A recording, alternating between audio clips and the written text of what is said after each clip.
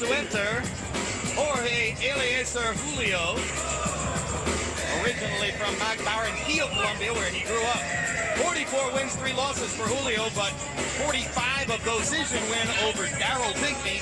Daryl Pinckney's got to be the best 25-win, 29-loss fighter anywhere in the sport. Well, I'll tell you what, he's not a bad fighter. He's very experienced. I saw him fight and did. Julio lost to Johnny Tapia 2 years ago. Later lost to Adan Vargas as well, taking the weight limit. Now here comes Pacquiao. In his last fight, he was the victim of a brutal siege of fouls by Agapito. The fight was on HBO. It had the strong-minded Larry Merchant calling for Sanchez to be banned from boxing. Well, I don't know about banned, but I'll tell you what, that was a really dirty fight. I saw the tapes of it, and it looked like it was street fight more than it looked like a boxing match. Prior to that, Pacquiao burst on the scene electrically. Either way, he got hit by a freight train. That young kid came at him with punches and punches from every angle. Aggressive, sharp, strong. I was very impressed. Unusual fighter, big punching southpaw. You don't see them all that often. It'll be here at the Pyramid in Memphis, Tennessee. We welcome you to our first championship bout of the evening. It's brought to you by Murad Muhammad's M&M Promotions. The 3 judges at ringside scoring this contest will be Paul Artiste, Bruce Foster, and Freddie Steinwinder. And when the bell rings, your referee in charge of the action, Bill Clancy. And now, ladies and gentlemen, 12 rounds of boxing. This is for the IBF Junior Featherweight Championship of the World. Introducing first, fighting out of the blue corner, wearing purple and weighing in at 122 pounds. His professional record, an excellent one. It stands at 44 victories, including 32 knockouts with 3 defeats.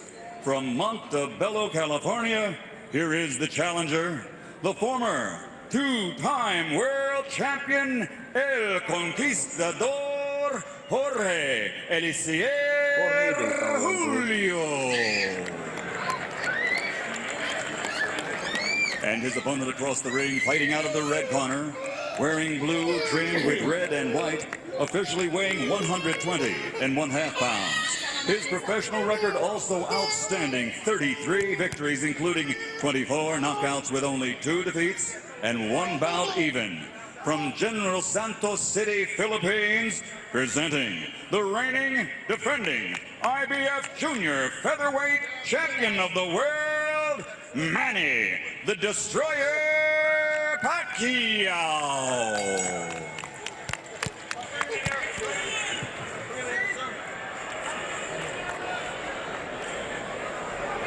Okay, gentlemen, 12 rounds for the championship. We went through the rules in the locker room. I want a good, clean fight.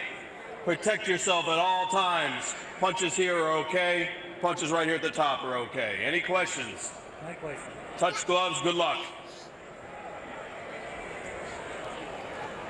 Here we go, Freddie. Bruce, Paul, you ready? Pacquiao trained by the veteran Freddie Roach, former protege of the great Eddie Futch, regarded by some as one of the very greatest of all modern trainers. Eliezer Julio, a part of the stable of Ricardo Maldonado, who sent many top fighters into the ring. Box!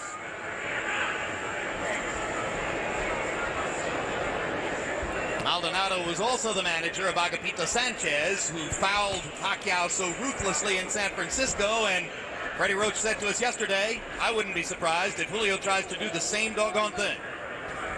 Guilt by association, maybe. Or just trying to get Pacquiao ready to be more protected this time, perhaps. Freddie says he would like for Pacquiao to learn to foul a guy back when he fouls him. But Pacquiao's too sportsmanlike to do so, he says. Well, I can't imagine anyone fouling me when I was fighting that many times, me not like get one back.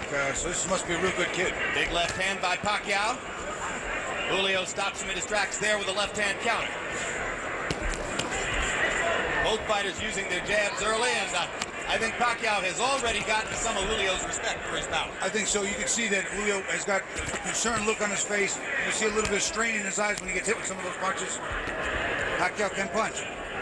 When you come up to 122 from 118 and you get Manny Pacquiao in your 3rd fight in the division, you may be biting off something more than you can chew. But Julio has a lot of knowledge and a lot of craft. Oh, big left hand by Pacquiao. He got countered by a nice left hand counter by Julio.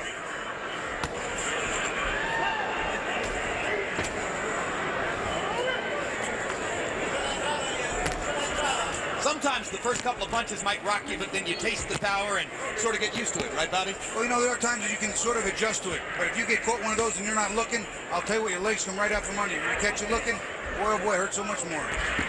Pacquiao with a body shot after missing with the wild right hand. You can see what a big hitter Pacquiao wants to be. Throws every punch with aggressive intentions. Julio, a little bit more of a change-up artist, and holding his own now after a rough first minute. And one of the things, there's a beautiful straight left hand by Pacquiao, but one of the things that's helping Julio is that jab. It's all setting the combinations of Pacquiao. Go ahead. Go ahead. Pacquiao saying it was an elbow. Whoa, keep up. And there's a low blow. So already an elbow and a low blow from Julio making contact with Pacquiao, and that's exactly what Freddie Roach suggested he thought might be the case.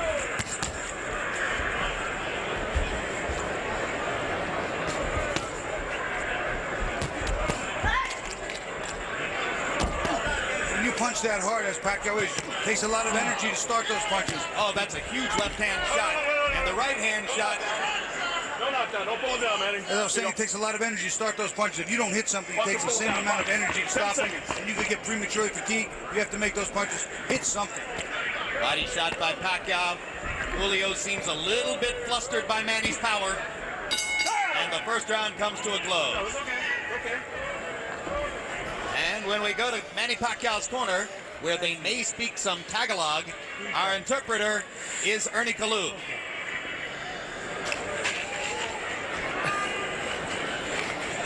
All right, rinse it out. Okay, Manny. Now here. I want you to use the jab a little bit more. Okay? All right? You a little bit wide with your punches. Tell him not to pull his head down, okay? Yes, sir. All right? Be a little bit wide with your punches, okay? I want you to go behind the double jab. You hear me? All right, that you gotta be smart. You know, make sure be first, okay? You hit him in the bottom, in the stomach. It hurts him. Come on, keep punching. You watch the combination. Pacquiao winds up throwing the left hand underneath, which was very good, but then his arm winds up getting wrapped around his head. You see it right there, and he just pulls him down to the ground. Thus the call of no knockdown when Julio went to the canvas. Now round two begins. Another straight left hand by Pacquiao. And you heard Julio's corner saying, hit him in the belly. And down goes Julio. It was a perfect execution of what he was told in the corner. Double jab and throw the left hand. He did it. Look what we see. The kid listens. Hey, come to me. Bueno. Punch. Freddie Roach told him to go in behind the double jab and followed him with the left hand. He did it twice in a row. The second one dropped Julio. This is some prospect, Bobby. To me, he's every bit as exciting as Prince Nassim Hamed. He really is. He can punch. He can take a punch. He's aggressive. And he loves to fight. You okay? Second knockdown of Julio. No 3 knockdown rule in effect. I think Julio's going to have trouble finishing this round. I really do. Julio trying to fight his way back. A little grabbing and holding might be the thing to do. Pacquiao's just getting ready to swing away again. And Bill Clancy's seen enough. Devastating second round TKO for Manny Pacquiao.